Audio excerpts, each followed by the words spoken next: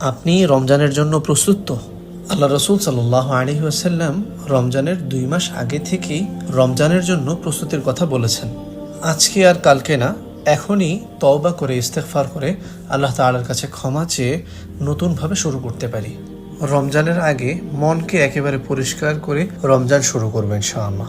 দেখুন, মন যত, দিল যত পরিষ্কার থাকবে, ইবাদতের স্বাদ তত বেশি পাবেন।